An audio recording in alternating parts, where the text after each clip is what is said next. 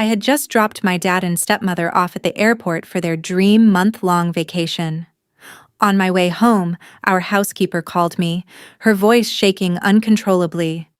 "Ma'am, don't go back to the house. Check the cameras right now." I pulled over, opened the live security footage on my phone, and what I saw made my heart completely stop. Standing in my living room was a team of movers loading up my furniture, while my stepbrother was directing them, holding a power of attorney document with my forged signature.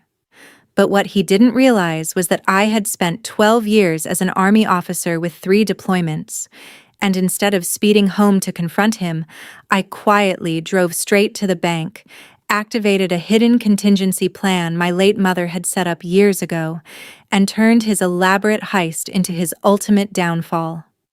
My name is Caroline Adams. I'm 33 years old, and after serving 12 years as an Army officer with 3 deployments specializing in tactical logistics, I thought I had seen every form of deceit imaginable. Today, I work in private logistics, preferring structure and predictability over chaotic games. That morning had started peacefully. I'd just dropped my father, Arthur, and my stepmother, Evelyn, at the airport for a month-long trip to Europe.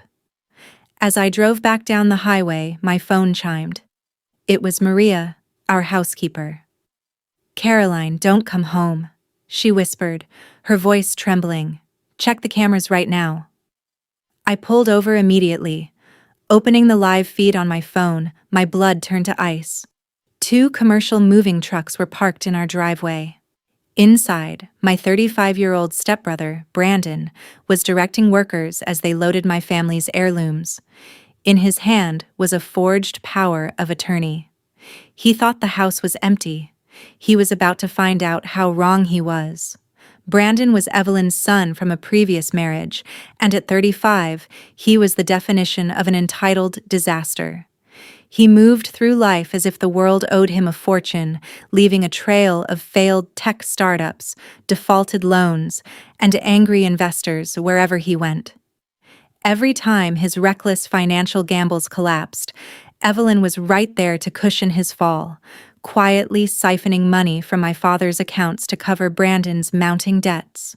Over the past 2 years, as my father's health began to decline, the dynamic in our household had grown toxic. Evelyn systematically worked to isolate my dad, subtly pushing me out of family business decisions and trying to position Brandon as the responsible heir. She thought my military background made me rigid, easy to sidestep while she rewrote the family narrative. But while they saw a grieving daughter stepping back, I was doing what I had been trained to do: observing, recording, and waiting. Sitting on the side of the highway, I zoomed in on the security camera footage. Brandon was pacing across the marble foyer holding a thick folder. He waved an official-looking document in front of the moving crew lead, a falsified power of attorney and a property transfer deed bearing my forged signature.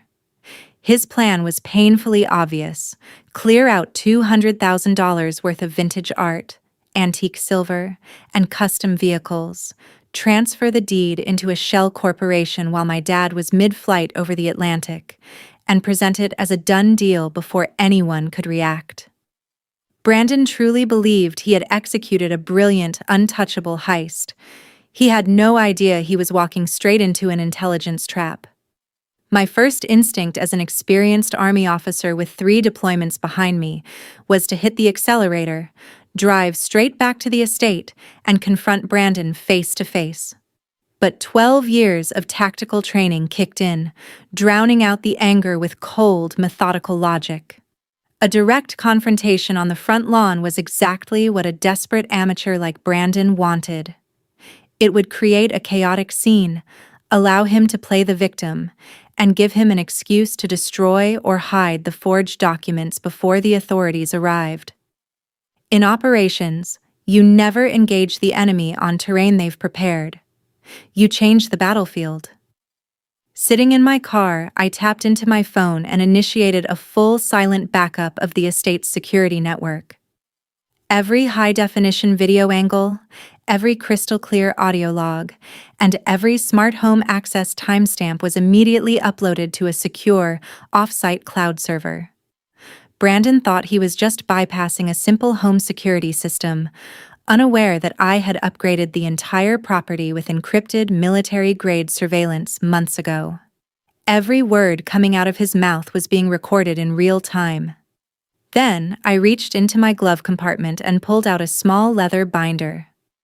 Brandon and Evelyn had spent years calculating how to manipulate my father's assets, but they had overlooked one massive, fatal detail: my biological mother's legacy. Before she passed away, my mother had placed the entire house, along with its primary land titles and original family heirlooms, into an irrevocable family trust. That trust was protected by an ironclad legal firewall, managed by an independent estate firm, and set up so that no spouse or stepchild could ever alter it. Brandon was currently trying to steal property that my father didn't even legally own to give away. Instead of turning back toward the house, I merged onto the highway and drove straight downtown to First National Bank, where my mother's family estate firm was located. Brandon thought he was playing a game of speed, racing against time while my father was stuck thousands of feet in the air without cell service. He didn't realize I was already 5 steps ahead, executing a pre-planned legal counteroffensive. I walked into the bank's private wealth office, where my family's estate attorney, Arthur Vance, was already waiting for me. I had sent him the live video feeds and audio logs while driving. The look of sheer disbelief on his face quickly turned into professional outrage as he reviewed the footage of Brandon parading around with forged documents. "He's signed your name to a fraudulent power of attorney and attempted to convey a property title he has zero rights to," Vance said, his voice cold and precise. "This isn't just civil fraud, Caroline. This is a felony." Within 15 minutes, Vance activated the emergency contingency protocols my mother had set up years ago. With a few key commands, we placed an absolute, immediate freeze on all joint family credit lines, sealed the primary estate trust accounts, and filed an emergency hold with the county recorder's office. Any attempt Brandon made to transfer or leverage the home's deed was dead on arrival. Next, Vance drafted an immediate cease and desist order alongside an official declaration of criminal trespass and grand larceny. With the legal firewall fully activated and 2 local police cruisers dispatched to meet us at the property, it was time to give my stepbrother the homecoming he so richly deserved. I pulled up to the estate just as the second moving truck was backing down the driveway, packed with over $200,000 worth of our family's history. I parked my car directly across the end of the driveway, completely blocking their exit route. As I stepped out into the crisp air, Brandon emerged from the front double doors, holding a clipboard and looking like a man who believed he had just executed the crime of the century. "Caroline," he said, stepping down the porch stairs with a smug, patronizing smirk. "You weren't supposed to be back so soon. Look, don't make a scene. Dad and my mother agreed that it was time to consolidate the family's assets. I have full power of attorney here, so I suggest you get out of the way before things get ugly." I stood my ground, my hands folded calmly, using the exact neutral posture I'd maintained during military debriefs. "You have 5 seconds to tell those men to unload those trucks, Brandon." He chuckled, waving the falsified paper in my face. "I hold the legal rights to this house and everything inside it now. You're trespassing on my property." Right on cue, 2 police cruisers turned down the quiet street, their lights flashing without sirens, followed closely by Arthur Vance in his sedan. The smirk vanished from Brandon's face instantly. Within minutes, Vance presented the officers with the original, unassailable, irrevocable trust deeds, while I pulled up the high-definition surveillance logs on my tablet.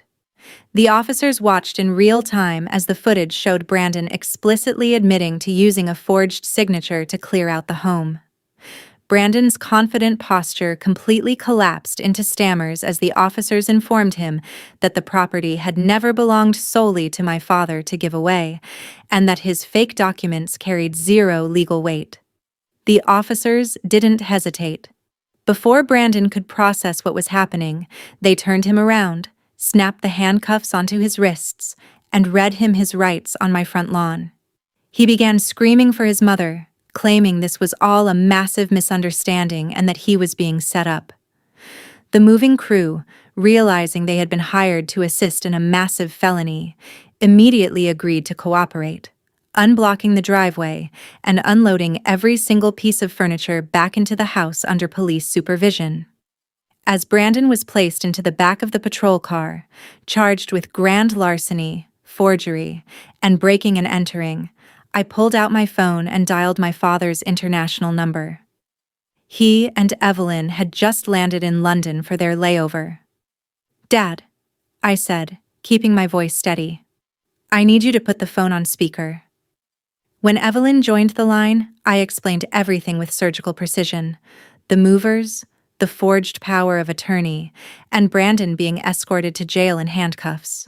Evelyn immediately burst into tears, screaming that I was trying to ruin her son's life over a simple mistake. But her defense completely fell apart when Arthur Vance stepped in and revealed what our investigation had uncovered moments prior. Financial records proved Evelyn had secretly provided Brandon with the house keys, security codes, and account details 3 days before leaving for Europe. My father listened in complete, stunned silence as the mountain of evidence was laid out. The betrayal hit him hard, but the truth was undeniable.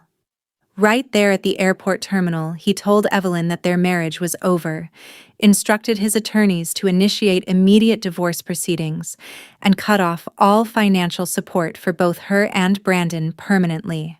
With Brandon locked away facing serious criminal charges without any family bail money to save him, and the divorce proceedings officially underway, a heavy cloud finally lifted off our lives. My father returned home a week later, deeply shaken by the betrayal but immensely proud of how I had handled the situation. For the first time in years, our family estate was completely secure, protected under the ironclad trust my biological mother had built to keep us safe. I spent the following months fully restoring our home, bringing back the warmth and peace that had been missing for far too long. Brandon eventually accepted a plea deal that carried mandatory prison time and restitution, while Evelyn was forced to face the financial reality of her own actions without my father's wealth to support her. Standing in our garden today, I am reminded that true strength isn't about launching an immediate emotional attack when someone tries to destroy you. It's about staying calm, thinking strategically, and letting patience and preparation turn your enemy's arrogance into their own trap.